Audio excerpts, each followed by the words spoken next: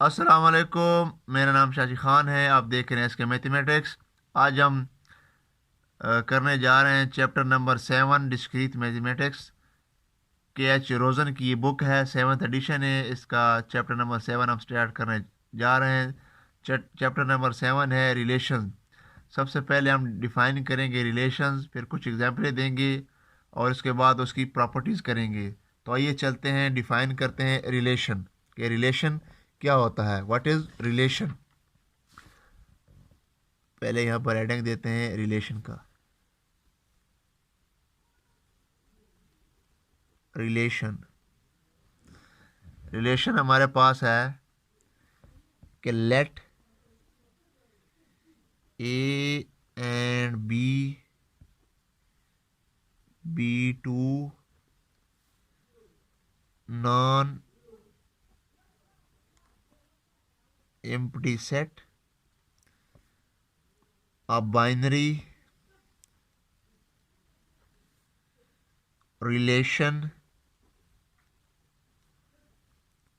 from A to B is a subset of A cross B। तो इसका क्या मतलब है कि हमारे पास दो नॉन एम्प्टी सेट हैं ए एंड बी। तो हमारे पास जो रिलेशन होगा ए टू बी वो सबसेट होगा ए क्रॉस बी का। सबसेट क्या है? अगर कोई ए और बी दो सेट हों तो ए के अगर तमाम अरकान सेट बी में मौजूद हों तो वो ए जो है वो सबसेट होगा बी का। तो बाइनरी जो रिलेशन है वो क्या रिलेशन क्या हमें बताता है कि binary relation from A to B is a subset of A cross B. यानी कि दो सेट हैं, उनका हम कार्टेशियन प्रोडक्ट लें तो उनका जो रिलेशन हमारे पास आता है वो बाइनरी रिलेशन होता है। आप कुछ इसको डिनोट कैसे करते हैं या कुछ हम इसको एक्सप्लेन करते हैं कि सपोज़, यानी कि फ़र्ज़ की हमारे पास आर एक रिलेशन है फ्राम ए टू बी। फ़र्ज़ करते हैं जो हमारे पास ए है, ए टू बी, ये रिलेशन है हमारे पास आर। तो सो आर कोई आर्डर पेयर्स होगा। आर आर जो है वो हमारे पास आर्डर पेयर्स होगा, आर्डर पेयर्स में होगा। सो जो फर्स्ट एलिमेंट है, ईच फर्स्ट एलिमेंट जो है, ईच फर्स्ट एलिमेंट जो हमारे पास जो है वो सेट ए से आएगा और ईच सेकंड एलिमेंट जो है वो हमारे पास सेट बी से आएगा। तो इस तरह जो पेयर बनेगा उस पेयर को हम रिलेशन कहते हैं और उसको हम डिनोट कैसे करते हैं, उसे हम डिनोट करते हैं मिसाल के तौर पर अगर ए रिलेशन बी हमारे पास मौजूद है तो हम इसको डिनोट करते हैं A B belongs to R. और अगर हमारे पास ये रिलेशन मौजूद नहीं है तो हम कहते हैं कि A B is not relative to A is not relative to B. यानी कि मिसाल के तौर पर एक एग्ज़ाम्पल है हमारे पास, एग्ज़ाम्पल करने से आपको मज़ीद रिलेशन की समझ आ जाएगी कि ए हमारे पास है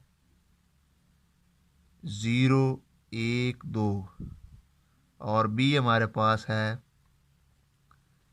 ए एंड बी। तो हम अब रिलेशन लिखते हैं। रिलेशन को हम अमूमन जो है वो कैपिटल आर से डिनोट करते हैं। तो आपको पता ही है कि जो पहला एलिमेंट है वो सेट ए का होगा और जो सेकंड एलिमेंट है वो सेट बी का होगा, हर एक। तो यहाँ पर 0 ए इसका रिलेशन लेते हैं, फिर 0 बी, आगे फिर चलते हैं 1 ए और आगे है 2 बी। ये हमारे पास बाइनरी रिलेशन है। इसको हम ग्राफ की शक्ल में ज़ाहिर करते हैं, ज़ाहिर कर सकते हैं। ग्राफ की शक्ल कैसे? अगर ये देखें, अगर ये 0 1 2 और ये ए और ये बी, और देखें 0 का रिलेशन ए के साथ है। ज़ीरो का रिलेशन बी के साथ है। तो इसके तरह हम रिलेशन मालूम कर सकते हैं। अब वन का रिलेशन ए के साथ है, वन का रिलेशन ए के साथ है। टू का रिलेशन ए के साथ नहीं है, टू का रिलेशन बी के साथ है। तो ये बाय रिलेशन हम ऐसे लिख सकते हैं।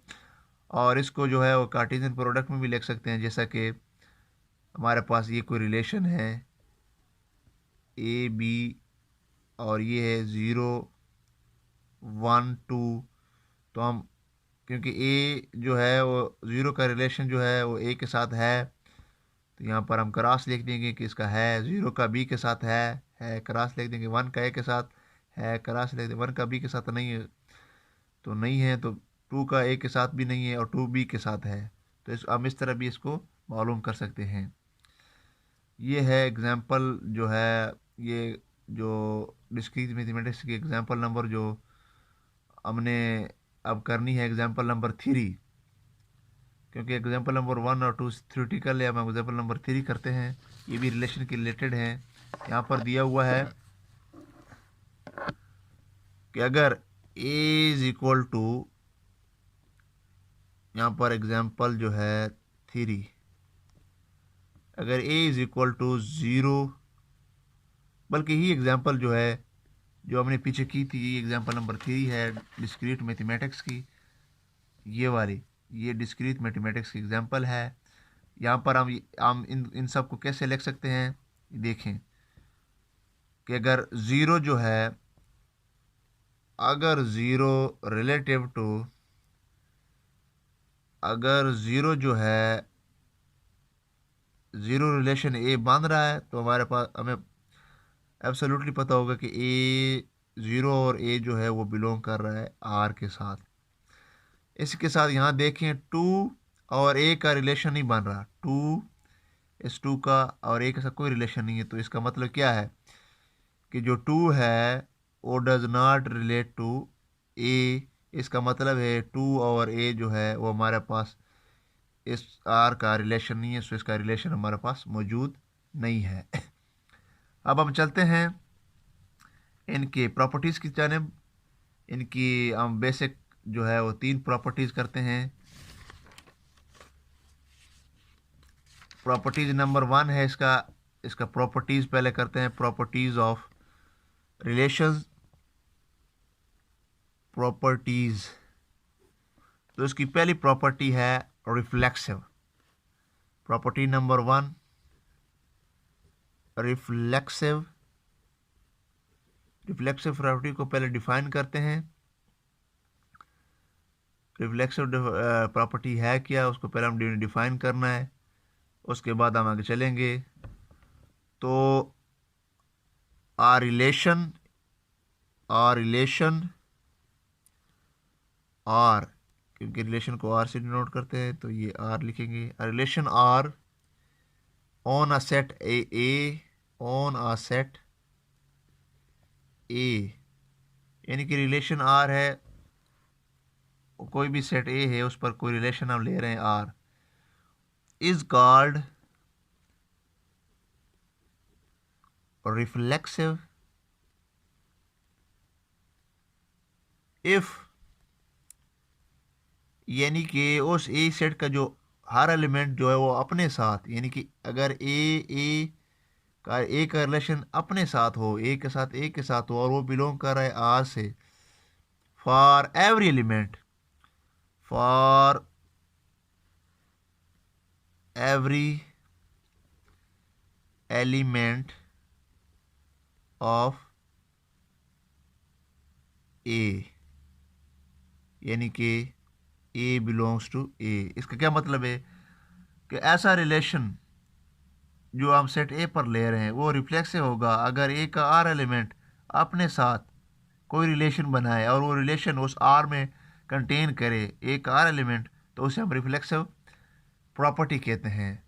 एग्जाम्पल क्या है रिफ्लेक्सिव प्रॉपर्टी की? एग्जाम्पल हम देते हैं,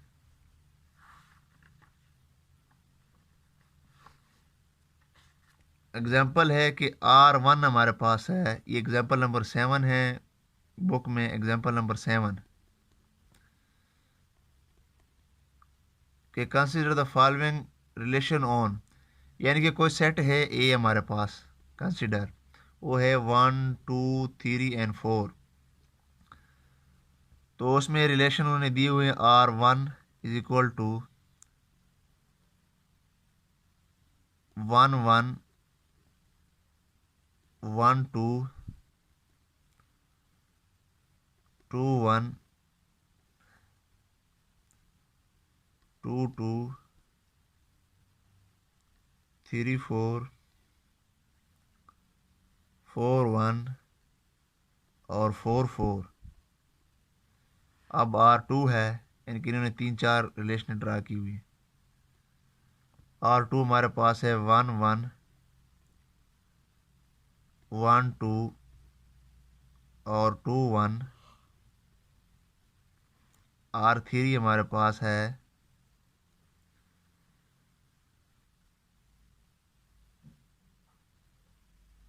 हमारे पास है 1 1 1 2 1 4 2 1 2 2 3 3 4 1 एंड 4 4। हम R3 तक करते हैं। तो ये देखें, तो इसमें इस 1 1 का अपने साथ रिलेशन आ रहा है, 2 2 का भी अपने साथ रिलेशन आ रहा है, 3 3 का भी आ रहा है और 4 4 का भी रहा है। तो R3 रिफ्लेक्सिव है बनिस्बत R1। देखें ये इधर 1 1 भी आ रहा है, 2 2 भी आ रहा है, 4 4 भी आ रहा है, लेकिन इसमें 3 3 नहीं आ रहा। लिहाजा R1 जो है is not a reflexive property, is not a reflexive relation. R1 is not reflexive. अब R2 देखते हैं। R2 में 1 1 आ रहा है, ठीक है, 1 2 2 2 3 3, इसमें 4 4 नहीं आ रहा है, तो ये भी नॉट रिफ्लेक्सिव है। अब R3 देखते हैं, इसमें सब आ रहे हैं, 1 1 भी आ रहा है, 2 2 भी आ रहा है, 3 3 भी आ रहा है, 4 4 भी आ रहा है, तो R3 इज रिफ्लेक्सिव। इसकी जो इसकी सेकंड प्रॉपर्टी है symmetric property. Symmetric property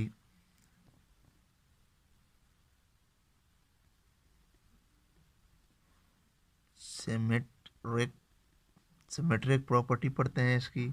symmetric property क्या है? A relation R on a set A, कोई भी रिलेशन है R relation R on a set A is called symmetric if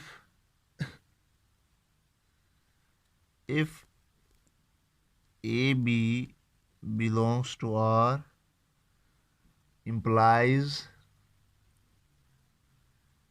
AB belongs to R. For all AB belongs to A, so implies BA belongs to R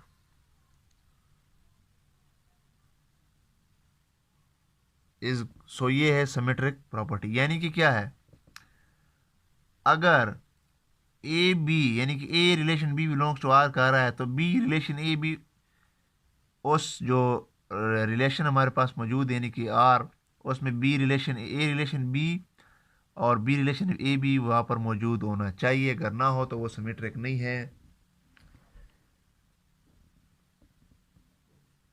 इसका एक और definition भी है, यानी कि a relation is symmetric if and only if A is related to B implies B is related to A। यानी कि अगर A रिलेटेड टू B है तो इसका क्या मतलब है, if and only if B relative to A, यानी कि अगर A B से कर रहा है रिलेशन तो B A से भी कर रहा है। एग्जाम्पल देते हैं, यही एग्जाम्पल 7 जो हमने R1 की थी, एग्जाम्पल जो है वो है यानी कि कोई सेट ए है, वो है 1 2 3 4। तो देखते हैं, तो इसमें कोई रिलेशन उन्होंने दिया हुआ है, relation is equal to R is equal to 1 1 2 1 2 2 3 4 4 1 and 4 4।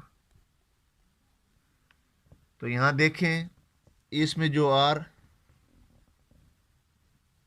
यहाँ पर जो आर 1 आ रहा है, यहाँ पर देखें ये 1 1 आ रहा है, 1 2 आ रहा है, 2 1 भी आ रहा है, लेकिन 2 2 आ रहा है, 3 4 आ रहा है, 4 3 नहीं आ रहा, या 4 1 आ रहा है, 1 4 नहीं आ रहा। लिहाजा ये सिमेट्रिक नहीं है। तो हम सिमेट्रिक लिखते हैं, यानी कि ये R1 है, R2 लिखते हैं। ये देखें, ये जो 1 1 1 2 और 2 1, ये है सिमेट्रिक, यानी कि 1 रिलेटिव टू 2 आ रहा है और 2 रिलेटिव टू 1 भी आ रहा है। इसका मतलब है ये सिमेट्रिक है, और जो ऊपर वाला ये सिमेट्रिक नहीं है। अब इसकी जो नेक्स्ट जो है प्रॉपर्टी है, वो है anti symmetric relation. Symmetric relation हमने पढ़ लिया है, अब एंटी सिमेट्रिक रिलेशन हम पढ़ने जा रहे हैं। एंटी सिमेट्रिक रिलेशन क्या है? एंटी सिमेट्रिक रिलेशन कि R relation R on set A, a relation R on a set A is said to be antisymmetric.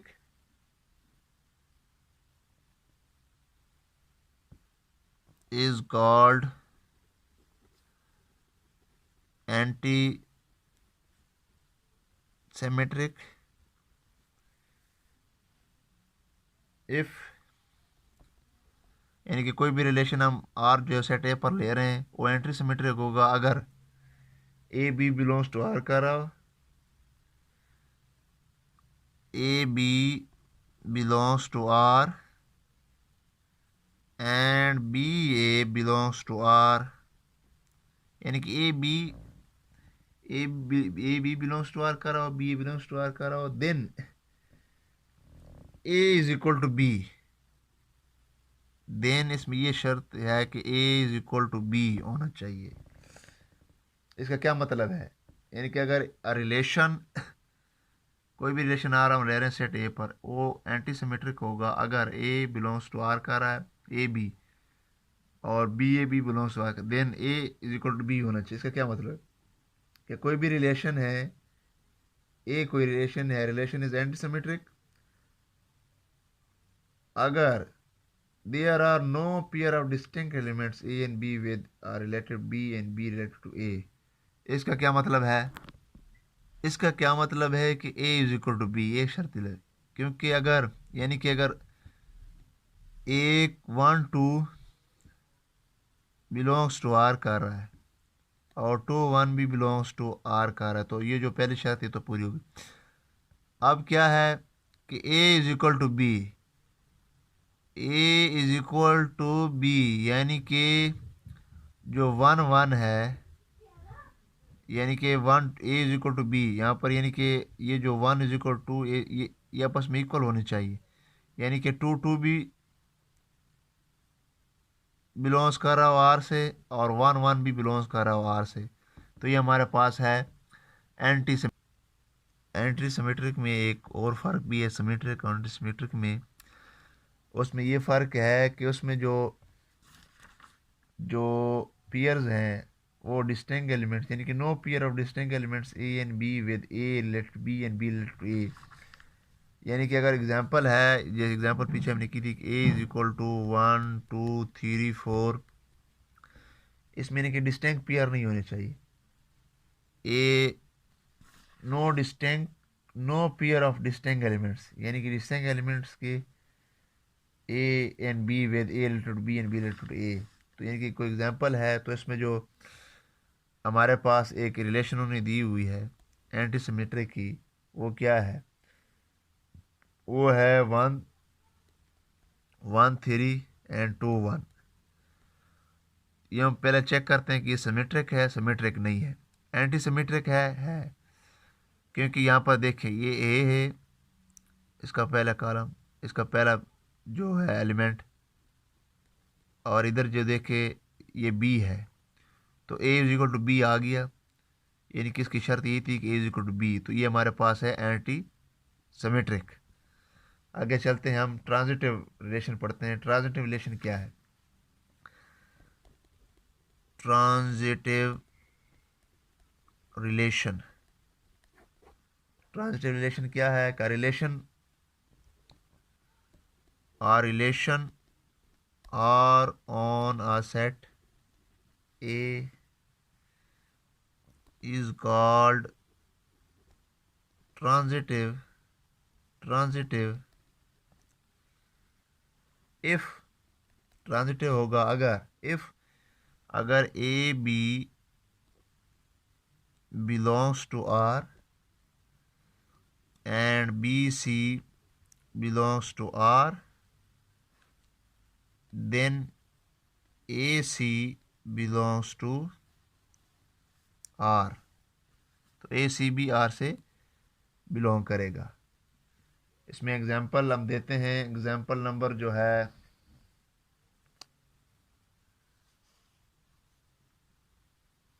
इसमें ही एग्जांपल देते हैं। यहाँ से हम अगर ए इज इक्वल टू, पहले इसको समझने, अगर कोई रिलेशन हम ले रहे हैं सेट ए पर, तो वो ट्रांजिटिव होगा अगर, यानी कि ए बी बिलोंग कर रहा है और बी सी भी बिलोंग कर रहा है, तो ए सी बी इसमें से बिलोंग करना होगा। यानी कि अगर कोई एग्जांपल देते हैं ए इज इक्वल टू 1 2 3 4, तो यहाँ पर जो है हम देते हैं कि कोई रिलेशन ड्रा करते हैं आर इज इक्वल टू, यानी कि 1 1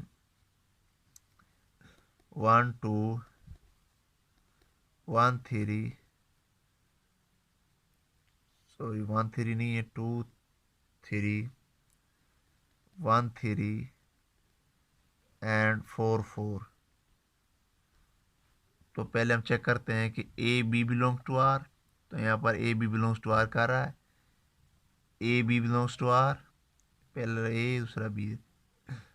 अब B C belongs to R, to B C belongs to R कर रहा है। अब ए सी, अब इसमें A C belongs to R कर रहा है,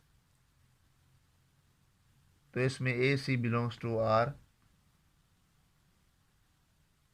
इसमें देखते हैं ए हमारे पास 1 है और सी हमारे पास जो है 3 है। तो यहाँ पर देखें, ये देखें, ये 1 है ए और ये है सी, तो ए सी भी हमारे पास बिलोंग कर रहा है। तो ये है ट्रांजिटिव प्रॉपर्टी, ट्रांजिटिव प्रॉपर्टी। अब एक और एग्जांपल, इसकी और एक और रिलेशन लिखते हैं, इसको R1 का नाम देते हैं, एक और रिलेशन लिखते हैं R2, इसका रिलेशन हम लिख देते हैं R2। तो R2 लिख देते हैं 1 1 1 2 और 2 1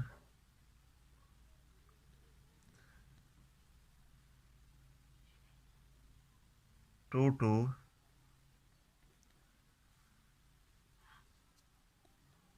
3 3 एंड 4 4।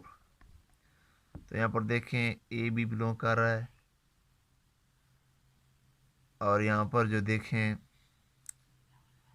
तो इसमें से हमें, ये तो है सिमेट्रिक तो है, लेकिन जो है ए बी और जो है बी सी बिलोंग यहाँ पर तो हमें नज़र नहीं आ रहा, तो ये ट्रांजिटिव नहीं है।